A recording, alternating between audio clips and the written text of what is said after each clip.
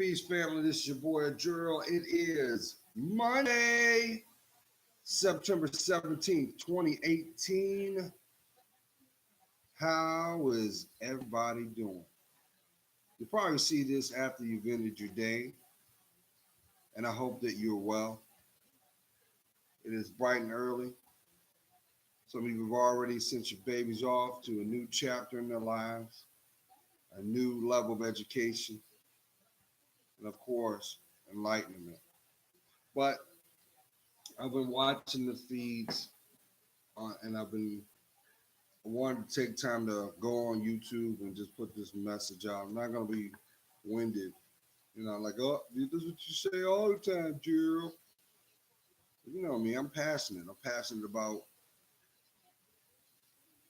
you and what you stand for and what matters, and that's your life and the foundation that you're building. But I also would be remiss not to speak on these last couple of days for those that were affected by Hurricane Florence. I hope that you're well. I hope that if it directly impacted you, I hope that the recovery is swift, diligent, and you are on your way without delay of what you need. Give me 1 second, family, because I'm feeling a little congested because it's kind of humid down here in Virginia Beach. We're currently overcast skies with 50% chance of showers.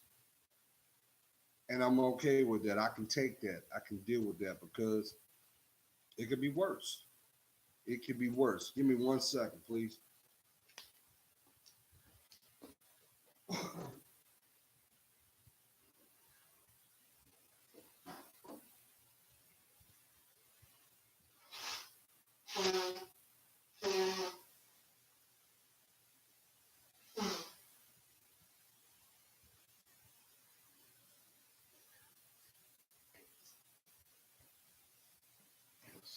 Now, so how could it be worse, Joe? Why? Why would you say something like that? Because my perspective and being transparent, it could always be worse. And to explain that, I have to go back 4 days ago because to be in a position now to look back 96 hours ago, my emotional state is very humble. And I say that because I remember my biggest gripe 96 hours ago was how am I going to deal in regards to this projected hurricane that was going to hit where I lived at? How was I going to maneuver through the aftermath? Which meant there was some internal stress going on. Oh, yeah, don't get me wrong. I was going to keep my head, but looking at it realistically, the first thing that came up was the responsibilities of those relying on me having a sound mind, doing what's best, not only for myself, but those who rely on my direction. And for some of you, I put the video out of my experience of having to spend 6.5 hours in a Home Depot on a possibility that I was not going to be able to secure a generator. And the funny thing about that is because that whole day was kind of somber, indirectly, because after I had secured my generator and I had went on to work, because military don't stop. One of my coworkers said, "You know what's going to happen? You breathe twice, give it 24 hours, and every generator that was sold within those 48 hours of the beginning of that hurricane, you're going to see it on Craigslist, OfferUp, and all those buying sites because people are going to try to offload them because of the investment required." Because let's be honest, there were people that in times of crisis, that's when they make their money. Supply and demand. That's why the gas prices went up a little bit. Because at the end of the day, it was about profit indirectly. You have a need, they have a supply, which ends up making it a gain for the supplier. But I could not ignore the fact of one specific thing. If the jet stream had not moved,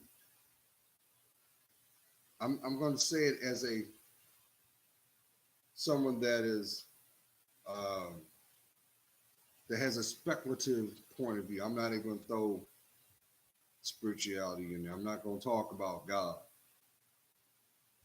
So I'm going to look at it from a scientific point of view. If the jet stream had not moved in the degree that it did, I can tell you unequivocally where I live at in the 757, we would have got hit really bad. It would have been the equivalent of our Katrina because of the fact of we live directly on the Atlantic. Good morning. Good morning. We would have ate all that, y'all.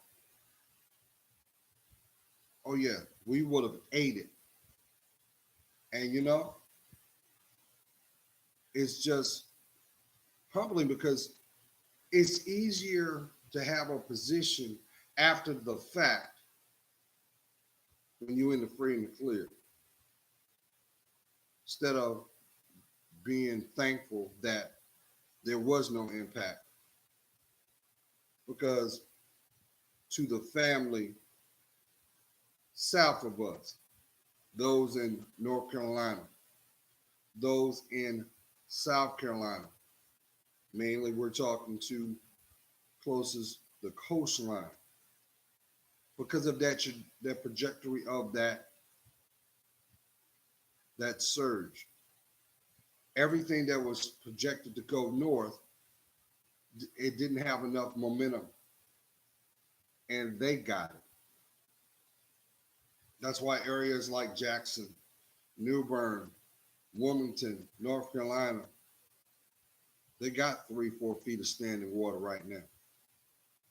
They got first responders out there. We got people uh, from our area. We've got trucks sending supplies to the residents down there right now, as well as contractors going to that area to give them support.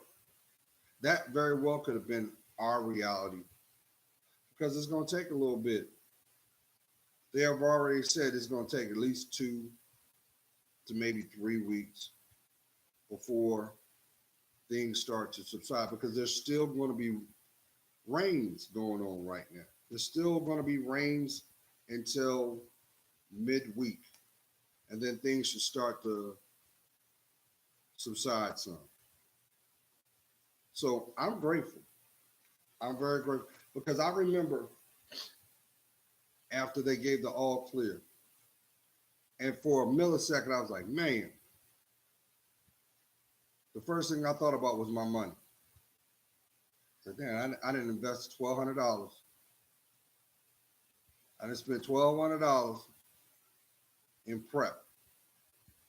But what is $1,200 to somebody's memories? That ain't nothing. What is $1,200 to those pictures or those mementos? That ain't nothing. Some things can't be replaced. So I am grateful. So right off the bat, shout out. My prayers go out to those people that were affected by Hurricane Florence. Don't stress out. Stay vigilant and keep the faith. Because I heard a lot of chatter, family, after the weather started to turn for us. I heard a lot of people had a lot to say um, after our area was pretty much spared because we were spared. We were spared, man. And I know for myself that made me the whole time I was watching the wind shift the trees and they were bending pretty hard. The wind was no joke. And see, here's something that you guys, out of those 96 hours, 48 of those hours, guess what I was doing? I was on standby because I was at work. Military don't stop. So, you know,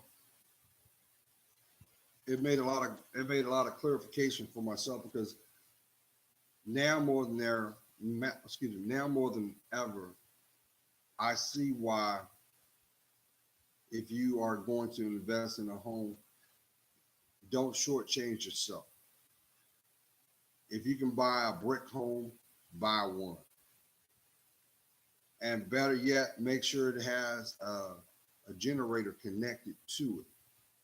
And I had some people say, well, you know what? I've got a house like that, Gerald, and I've only used it once, but it's also one of those things of the bird. It's better to have a bird in the hand than two in the bush. It's better to have not need than need not have. Because 300 miles down the road, you got people wish they had dry land.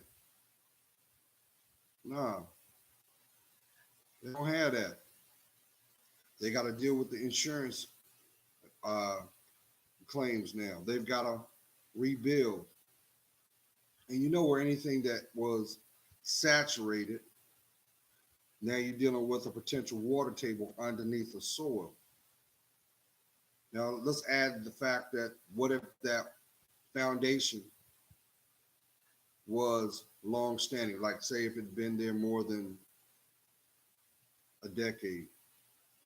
Now it's saturated. So now you're dealing with potential mold. It's the things you can't see now. And then they were showing on the news in parts of North Carolina. Someone had a news clip, because oh, matter of fact, it was something I mentioned before too. Because if you go on YouTube, go up here, you'll also see those people that was trying to push the propaganda too, because you had reporters out there making stories up when there was no story to be made, and then somebody made a video stream of these examples. Showed this one reporter trying to make it seem like he was in torrential rains, and there wasn't nothing even going on.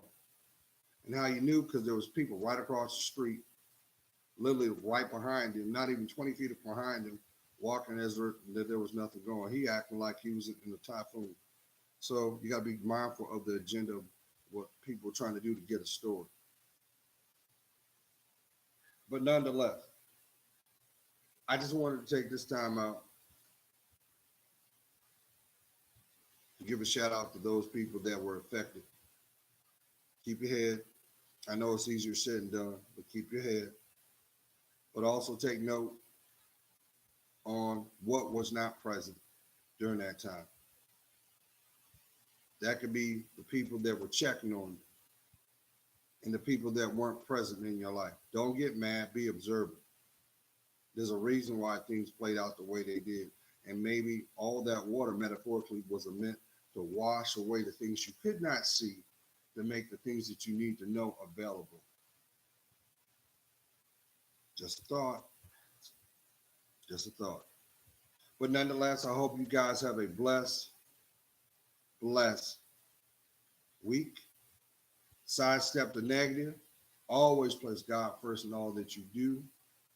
But more importantly, make sure you love yourself more and don't sweat the small stuff. Why? Because you're priceless. If you don't see your value, you can't expect your reality to reciprocate it. Be blessed.